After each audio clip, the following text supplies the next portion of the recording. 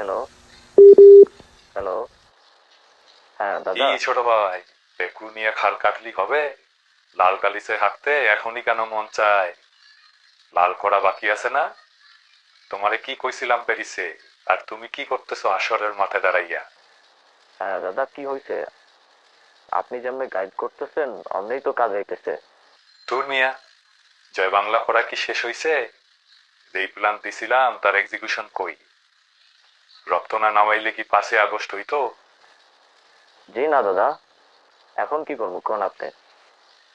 ইন্ডিয়াতে বইসা ফাল পাড়তেছে। ফাল নাকি আমাগো ফালাইব। জি দাদা। দলের নেতারা কেমনে জানে পানি পায়? আর কথা কইলে যদি পাল রাস্তায় নামে কি হইব বুঝতেছো? জি দাদা। এখন আমি তোমাকে লগে প্রাইভেট ইউনিভার্সিটির জেনজি দেখতেছি না। জি দাদা, এখন কি করবো?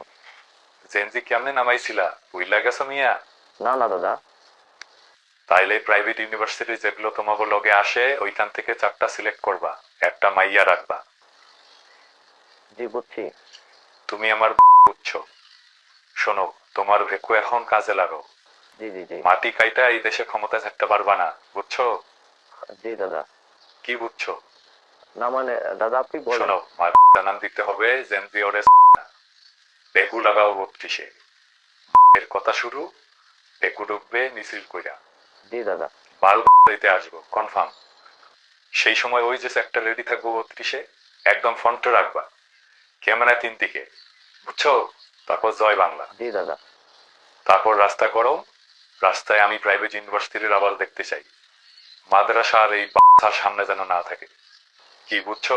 ঠিক আছে। ঠিক আছে বুঝছি। একে 32 শেষ, শেষ, 4টা লাশে নিষিদ্ধ। আর 7 তারিখ দিবা ইনক্লাব প্রোক্লামেশন।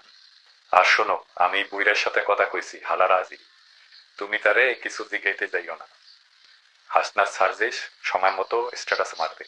তুমি খালি সম্মতি সূচক স্ট্যাটাস দিবা। ঠিক আছে বুঝছি। আপনি টেনশন নিয়েন না দাদা। আমরা একটা গ্যাপে পড়ছি, সেটা থেকে মুক্তি দিতে এর উপর প্ল্যান নেই। আর দাদা 4টায় ফেলে রাখি। কি মাইয়া মায়া লাগে? কি যে কন্যা দাদা। ঠিক আছে, ডান। ইনকিলাব জিন্দাবাদ। ঠিক আছে, ইনক্লাব জিন্দাবাদ।